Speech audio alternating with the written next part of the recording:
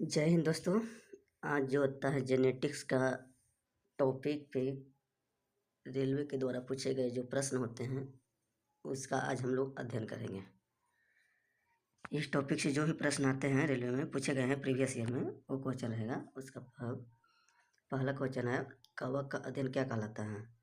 कवक का अध्ययन क्या कहलाता है? ऑप्शन नंबर ए है माइकोलॉजी, बी फाइकोलॉजी, सी पिसिकल्चर, डी सेरिकल्चर। तो इसका जो होता है कि राइट आंसर जो होता है कि आपका हो जाएगा माइकोलॉजी। क्या हो जाएगा? माइकोलॉजी। अब इसमें जो होता है फाइकोलॉजी, तो फाइकोलॉजी जो होता है आपका जो होता है कि ऑप्शन है जो फाइकोलॉजी का अध्ययन जो करेंगे इसमें हम लोग करेंगे शैवाल का। किसमें करेगा? शैवाल का करेंगे। अब पीसी कल्चर है, पीसी कल्चर में जो होता है हम लोग अध्ययन करते हैं मत्स्य का। किसका करते हैं? मत्स्य का। और सेरीकल्चर जो है, सेरीकल्चर में जो हम लोग अध्ययन करते हैं उसमें रेशम कीट का करते हैं। किसका करते हैं? रेशम कीट का करते हैं। तो इस तरह से होता है, चार ऑप्शन का आंसर हो गया। कवक का अध्ययन जो होता है माइकोलॉजी, फाइकोलॉजी में सवाल का अध्ययन, पीसी कल्चर में मत्स्य का अध्ययन और सेरीकल्चर में जो होता है रेशम कीट का अध्ययन करते हैं। अगला क्वेश्चन की ओर चलते हैं। अगला क्वेश्चन है आधुनिक आनुवंशिक, जिसे हम लोग इसे बोलते हैं मॉडर्न जेनेटिक। क्या बोलते हैं इसे? Modern genetic. इसको बोलते हैं जेनेटिक, जेनेटिक्स बोलते हैं। तो इसे जो होता है आनुवंशिक जन किसे कहा जाता है? ऑप्शन नंबर ए है डार्विन, बी है ग्रेग मेंडल, सी है अलेक्जेंडर फ्लेमिंग, डी है स्लाइडन स्वान। तो इसका जो होता है राइट आंसर जो होता है आपका जो होता है मेंडल होंगे। Option number B. यह जो होता है कि एक जो होता है कि जीन का जो होता है के बारे में बहुत अध्ययन किए और यही जो बताए थे कि आनुवंशिक गुण जो होता है, आनुवंशिक गुण क्या होता है? जेनेटिक गुण कि वैसे गुण जो पेरेंट का कैरेक्टर जो होता है बच्चे में जाता है, उस गुण को हम लोग अध्ययन करेंगे, वो आनुवंशिक जनक में करेंगे। तो उसका जो होता है खोज किसने किया था? ग्रेग मेंडल, यहाँ पे मेंडलीफ ने किए थे। और जो होता है कि यहाँ पे जो होता है डार्विन जो होता है एक डार्विनवाद जो होता है सिद्धांत दिए थे। क्या दिए थे? डार्विनवाद सिद्धांत दिए थे। क्या दिए थे? डार्विनवाद सिद्धांत दिए थे, ठीक ना। और अलेक्जेंडर फ्लेमिंग जो होता है, अलेक्जेंडर फ्लेमिंग जो होता है पेंसिलिन का खोज किए थे। क्या किए थे? पेंसिलिन का खोज किए थे, पेंसिलिन का खोज किए थे। जबकि स्लाइडन और स्वान जो होते हैं ये जो होते हैं एक कोशिका सिद्धांत है, ठीक ना। कोशिका सिद्धांत के बारे में बताए थे। कोशिका सिद्धांत के बारे में बताए थे। कोशिका सिद्धांत के बारे में बताए थे कौन? स्लाइडन स्वान। अलेक्जेंडर फ्लेमिंग जो होता है एक पेंसिलिन नामक एक एंटीबायोटिक दवाई है उसके खोज किए थे। और मेंडल जो होते हैं आधुनिक आनुवंशिक का जनक कहा जाता है। तो क्वेश्चन नंबर 2 का आंसर है आपका बी।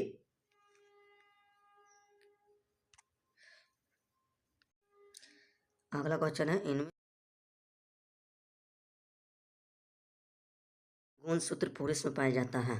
ऑप्शन नंबर जो होता है आपका ए में है XY, बी में है XX और सी में है X और डी में है 2X। तो इसमें जो होता है कि मनुष्य में जो होता है कि मेल होता है ए में एल लीजिए, तो पुरुष बोलते हैं, एक बोलते हैं फीमेल, ठीक ना, फीमेल बोलते हैं। तो मेल में जो होता है क्रोमोजोम जो होता है XY होता है और फीमेल में जो होता है क्रोमोजोम जो होता है XX होता है। इसमें दोनों एक ही होता है, जबकि मेल में दोनों अलग होते हैं, एक X होते हैं एक Y होते हैं। और ये जो होता है कि आपका जो होता है क्रोमोजोम जो होता है पेरेंट को कौन सा पेरेंट जन्म लेगा, ठीक ना, उसके लिए डिपेंड होता है, ठीक ना। ए अगर क्रोमोजोम रहता है तो क्या होता है? लड़का जन्म लेता है, जबकि ए जो होता है कि लड़की जन्म लेता है। तो इस तरह से इसका जो होता है क्या पूछा है? पुरुष में। किसमें पूछा है? पुरुष में। तो पुरुष में क्रोमोजोम क्या होता है? XY।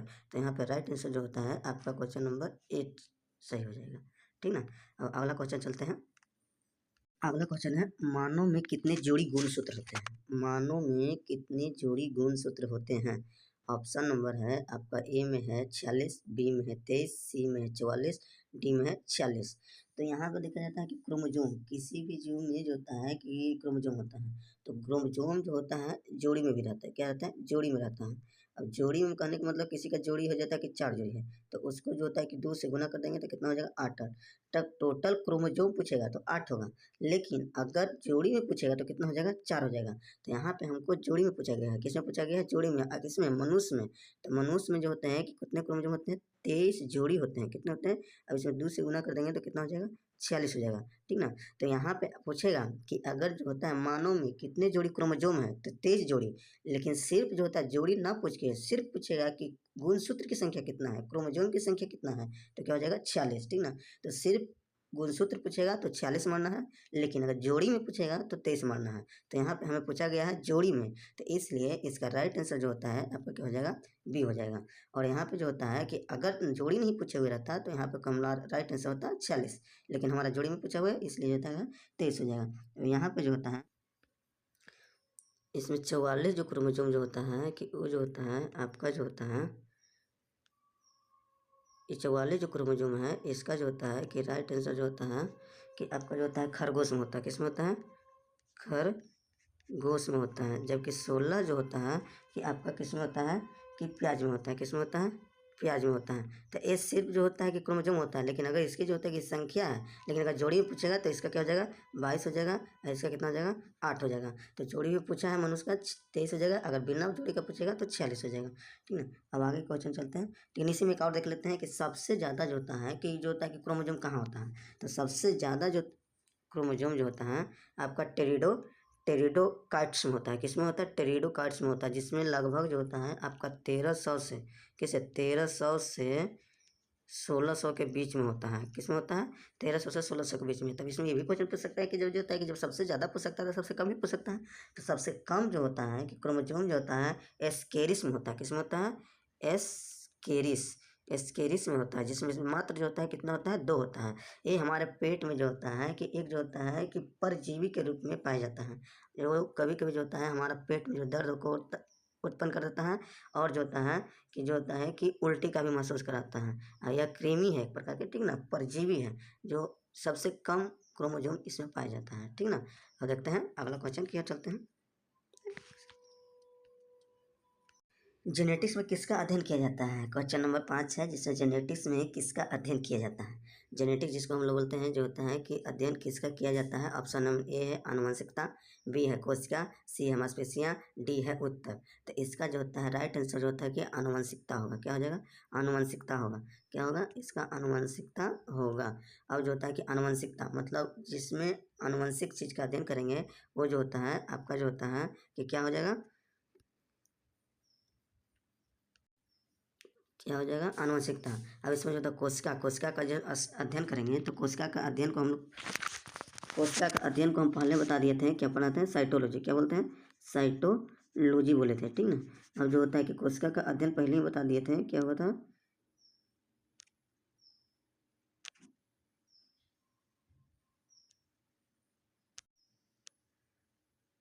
कोशिका का अध्ययन सबसे पहले ही हम बता दिए थे। इसमें जो होता है जेनेटिक्स में किसका अध्ययन किया जाता है, आनुवंशिकता का। क्या बता दिए, आनुवंशिकता का। अब जो होता है कि किसमें, आनुवंशिकता का। अब जो होता है कि कोशिका का अध्ययन जो होता है क्या होता है, साइटोलॉजी कहलाता है। क्या होता है, साइटोलॉजी कहलाता है। और जबकि जो होता है हिस्टोलॉजी जो होता है आपका जो होता है कि उत्तर का बताया था, ठीक ना। हिस्टोलॉजी का अध्ययन जो होता है आपका क्या कहलाता है, उत्तर कहलाता है। और जो होता है जेनेटिक्स का अध्ययन कहलाता है, आनुवंशिकता कहलाता है। तो इसका राइट आंसर क्या है, ए है। अगला क्वेश्चन देखते हैं।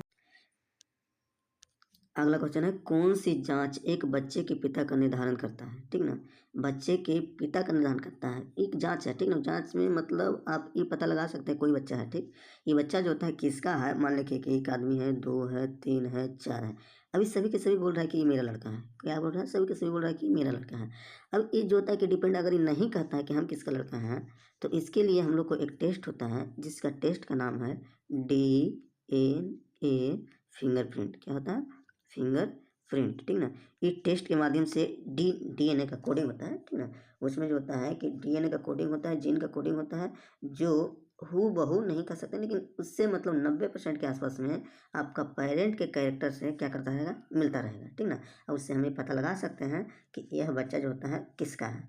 तो इसमें पूछा गया कि जांच एक बच्चे के पिता का निर्धारण करती है, कौन सा जांच, ब्लड तो नहीं होगा, टिश्यू भी नहीं होगा, आपका कौन हो जाएगा, DNA फिंगरप्रिंट हो जाएगा, ये भी नहीं होगा, ठीक ना।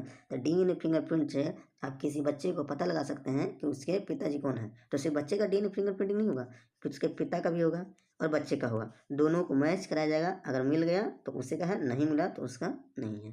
तो इस तरह से जो होता है आपका सी आंसर होगा DNA फिंगरप्रिंट, ठीक ना। अगला क्वेश्चन,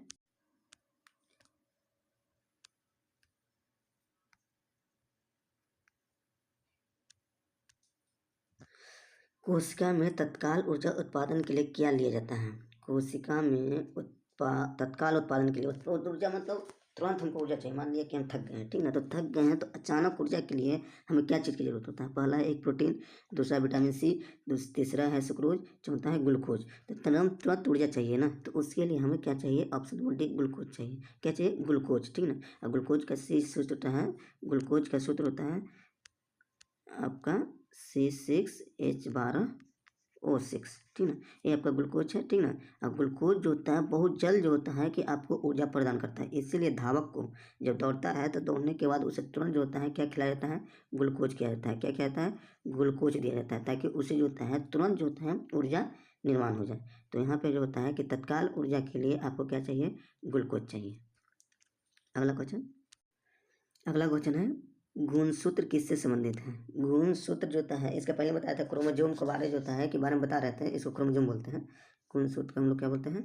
क्रोमोजोम बोलते हैं। क्या बोलते हैं? क्रोमोजोम बोलते हैं। तो क्रोमोजोम किससे संबंधित है? तो अभी हम पहले बता रहे थे जेनेटिक जिसको आनुवंशिक बोलते हैं। तो गुणसूत्र का संबंध जो होता है पोषण से नहीं है। ये तो जब ई कट जाएगा तो ये भी कट जाएगा, दोनों से नहीं है। ये जब ये दोनों कट जाएगा तब यहाँ पे ये दो ऑप्शन होता है, तो इसमें जो होता है आपका जो होता है राइट आंसर हो जाएगा आनुवंशिक से, ठीक ना। क्योंकि हम पहले बता रहे थे कि गुणसूत्र का जो अध्ययन करते हैं, ठीक ना, वो किस में करते हैं? आनुवंशिक में करते हैं। अब गुणसूत्र जो होता है एक लक्षण जो बता रहा है वो किसका बता रहा है? आनुवंशिक का बता रहा है। इसलिए 8 का जो होता है राइट आंसर जो होता है आपका कौन हो जाएगा? बी हो जाएगा। अगला क्वेश्चन, एक लड़का जन्म लिया तो उसके कोशिका में कौन सा गुणसूत्र होगा? जैसे अब एक लड़का जन्म लिया है, ठीक है, तो लड़का जन्म लिया तो उसमें जो होता है कि कौन सा गुणसूत्र होगा? तो सबसे पहले तो हम बोले थे कि जो होता है कि लड़का या लड़की, ठीक ना, जिसको बोलते हैं मेल, क्या बोलते हैं?